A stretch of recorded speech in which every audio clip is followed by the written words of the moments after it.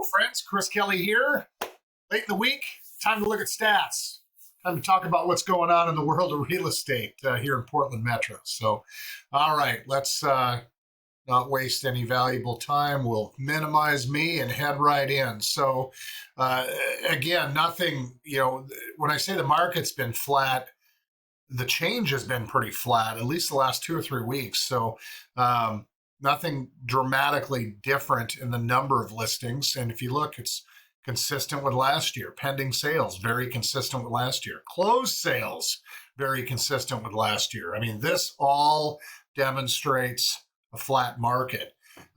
Here's another place where that is, where that's demonstrated. Interest rates. It's like the 7th week, maybe the 8th. I think at least the 7th week that I have just been calling and checking on the rates. And they're like almost exactly the same. 6 and 7/8, high sixes for conventional money. Low sixes, 6 and an eighth, 6 and a quarter, 6 even for FHA, VA, government money. So those two metrics have been just kind of right there for a long period of time. Now, that also shows up. Here's one thing that's changed a bit. Because of that flatness, there's a little bit of zoom back in. There's a little bit of, hey, we're not in a hurry. You know what? I just call it buyers have the ability to be fickle a little bit. They can talk about things. They can make decisions. They can think about it. They can come look at it a second time. A little bit more of that going on. There's actually a good bit more of that going on.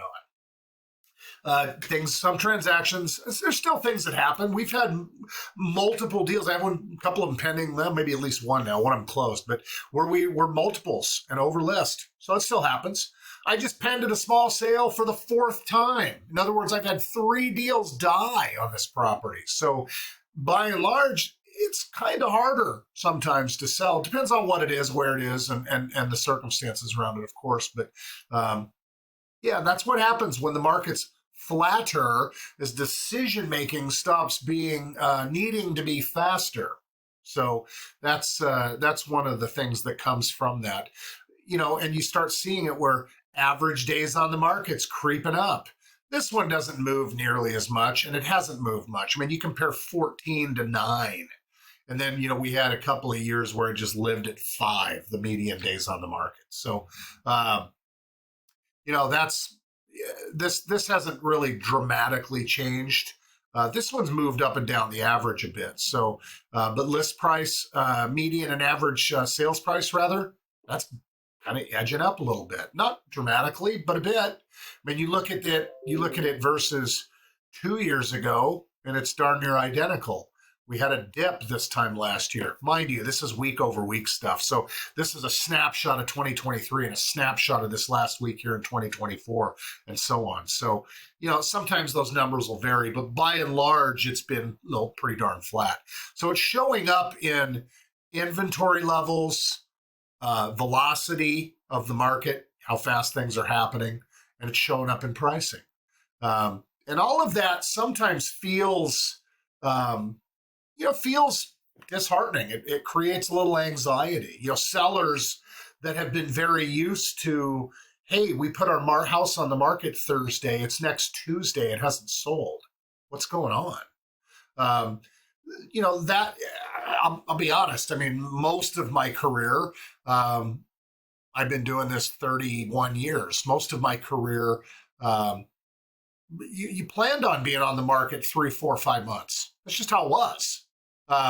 We've had a decade, at least a decade now of fast. I mean, relatively speaking, pretty quick. Somebody gets anxious because they were on the market 45 days. That used to be, hallelujah, we're awesome. So, it's a matter of perspective, I guess. But all in all, a flat market just leads to slower decision-making, which leads to more of a flat market, and so on. It'll take a change in one or more of the variables to change that. Again, the easy example. If interest rates were to fall with significance. And again, you see these articles. I've had somebody say it. Yeah, these articles say that rates have plummeted and they haven't. It's like, that's exactly right. That's media trying to sell media.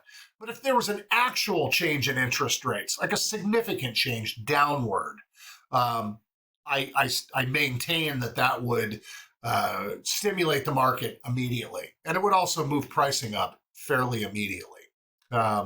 There's still a demand out there. There's just more people sitting on the sidelines for a variety of reasons. And some of it is just they can. When it's not a priority, when you're not like, oh my God, I better decide now where pricing is going to go up 2% in the next 60 days. That pressure doesn't exist. So more people can sit on the sidelines. Yeah, that's how it is. It's okay. Summer months, typically there's more inventory, there's more sales, and that sort of shows up. I mean, the seasonality, but all in all, it's been pretty flat this year versus last year versus the year before. It's not a problem. As a buyer, it's great. I don't have to hurry up. I don't have 8 minutes to decide on a $600,000 purchase or whatever it is.